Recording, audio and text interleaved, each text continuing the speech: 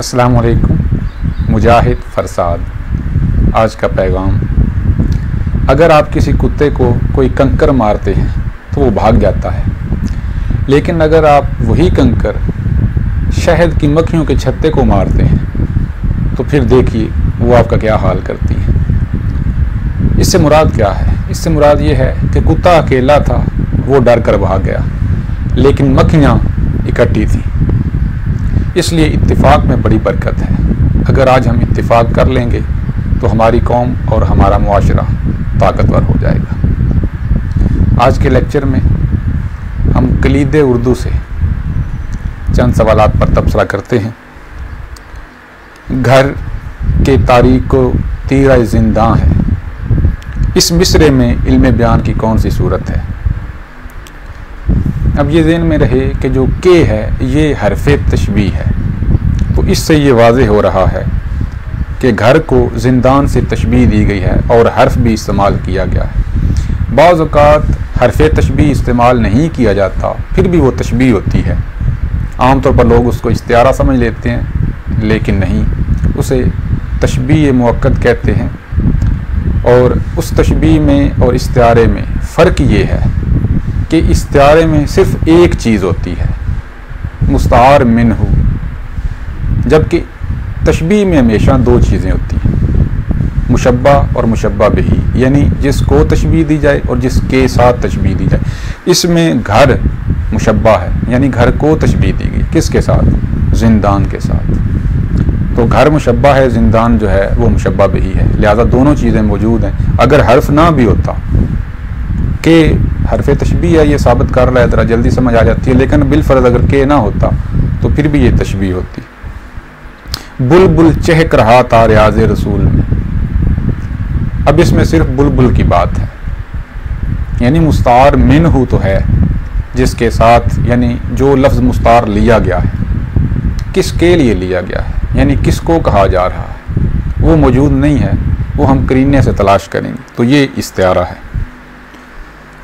गर्मी से मुस्तरिब था ज़माना ज़मीन पर, भुन जाता था जो गिरता था दाना ज़मीन पर।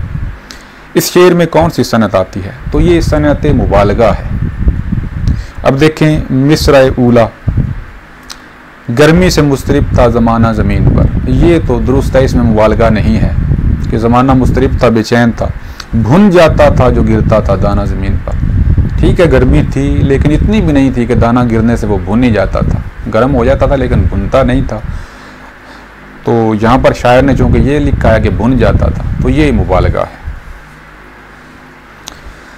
लखनवी होने के बावजूद किस शायर के कलाम में देहलवी दबिस्तान की खसूसियत दाखिलियत भी कसरत से मौजूद है? अब दो शायरों की तरफ ज़हन जाता है, एक गुलाम हमदानी मुसहफ़ी और एक ख्वाजा हैदर अली आतिश। ये दुरुस्त है कि ख्वाजा हैदर अली आतिश के कलाम में भी दाखिलियत है, देहलवी दबिस्तान की खसूसियात भी हैं, लेकिन अगर मुआज़ना किया जाए, अगर ऑप्शन में गुलाम हमदानी मुसहफ़ी भी हों तो उनका कलाम जो है जिसमें दाखिलियत है वो ज़्यादा है, तो लिहाजा ये दुरुस्त ऑप्शन होगा।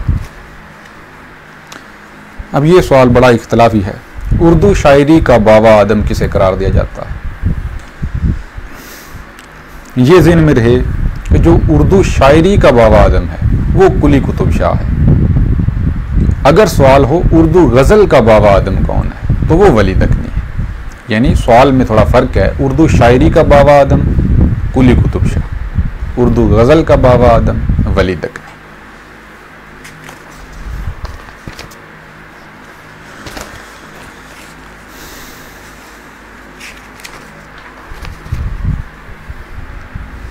शेख मोहम्मद इकराम की तसानीफ़ आब कौसर, मौज कौसर और रूद कौसर का मौजू क्या है? तो इसका दुरुस्त जवाब तारीख़ अदब है, इस्लामी तारीख़ नहीं है।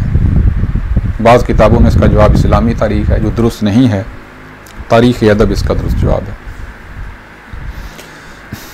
अब जैसे उर्दू शायरी का बाबा आदम और उर्दू गज़ल का बाबा आदम, उसी तरह का सवाल एक और भी है, इसको भी आपने ज़हन में रखना है। इसमें भी इख्तिलाफ़ पाया जाता है, लोग जो हैं वो बड़ा इस पर जो है ना वो परेशान हैं कि इसका दुरुस्त जवाब क्या है। उर्दू गज़ल का अहद ज़री किस शायर के दौर को कहा जाता है? तो ये गालिब है। अगर हो उर्दू गज़ल तो वो गालिब है। अगर वो उर्दू शायरी का सुनहरी दौर तो वो मीरो सौदा है। अब यहाँ ज़िम्नन मैं ये भी बात कर दूँ कि इंटरव्यू में बाज़ का ये सवाल किया जाता है कि मीरो मिर्ज़ा से कौन मुराद है, तो आमतौर पर मीर तकी मीर और मिर्ज़ा गालिब ज़्यादा मशहूर हैं, तो वो मीर से मुराद मीर तकी मीर और मिर्ज़ा से मुराद मिर्ज़ा गालिब लेते हैं, जो दुरुस्त नहीं है। अगर मीरो मिर्ज़ा की बात की जाए तो इससे मुराद मीर से तो मीर तकी मीर हैं, वो दुरुस्त है, लेकिन मिर्ज़ा से मुराद मिर्ज़ा गालिब नहीं है, बल्कि मिर्ज़ा मोहम्मद रफ़ी सौदा हैं, जो मीर तकी मीर के हम असर थे।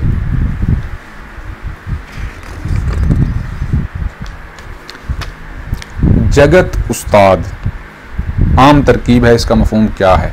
एक तो इसका जो तलफ़ुज़ है वो दुरुस्त कर लें, कुछ इसको जुगत उस्ताद बोलते हैं, दुरुस्त नहीं है। जगत यानी दुनिया का उस्ताद, ज़माने का उस्ताद, बहुत बड़ा कारीगर। मुहावरा है आड़े आना, तो इसका मतलब है मुश्किल में काम आना। इसी तरह का एक और मुहावरा भी है, आड़े हाथों लेना, खूब खबर लेना। यहाँ ये वाज़ेह कर लें कि आड़े आना अगर मुहावरा आए तो मुश्किल में काम आना, और अगर वो आड़े हाथों लेना तो उसका मतलब है खूब खबर लेना। एक सवाल है जी, मुजरा करना मुहावरा है, इसका मफहूम तो अगर आप लुगत में देखें तो मुजरा करना के दो मानी हैं, जो यहाँ ऑप्शन में दोनों दिए हुए हैं, लेकिन दुरुस्त जवाब एक पर टिक लगी हुई है। जैसे हिसाब में से वज़ा करना, यानी मुजरा करना इसका मतलब है हिसाब में से वज़ा करना। हालांकि जो एक और ऑप्शन है आदाब बजा लाना, तो मुजरा करना इसके ये दोनों मतलब हैं। आप लुगत से देख सकते हैं आदाब बजा लाना और हिसाब में से वज़ा करना, ये दोनों दुरुस्त हैं। अलबत्ता इस तरह का एक और मुहावरा भी है, मुजरा बजा लाना, तो उसका मतलब एक ही है, आदाब बजा लाना। यानी अगर मुजरा करना की बात हो तो दो मतलब है उसके, आदाब बजा लाना और हिसाब में से वज़ा करना, ये दोनों दुरुस्त जवाब हैं उसके। और अगर वो मुजरा बजा लाना तो उसका एक ही मतलब है, आदाब बजा लाना।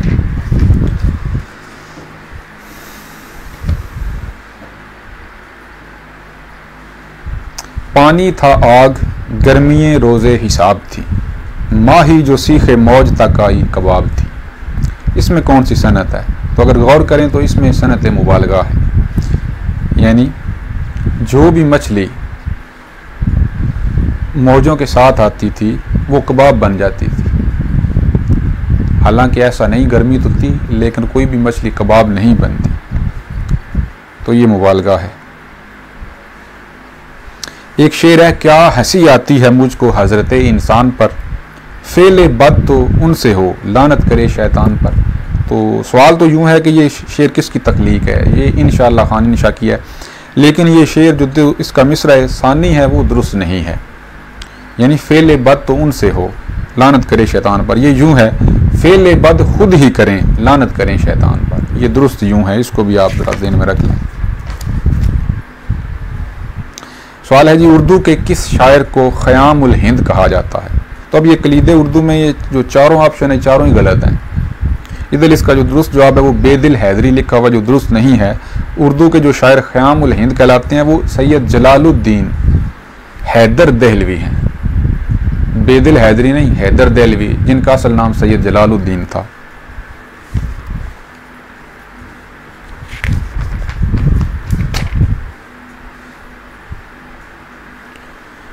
सोलह अक्टूबर 51 सन मुहर्रम के ये दिन कर दिया मिल्लत के कायद को सितमगर ने शहीद। इस शेर में कौन सी सनत है? तो चूँकि इसमें तारीखें आई हैं 16 अक्टूबर 51, तो ये सनत तारीख कहलाती है। बहुत शुक्रिया।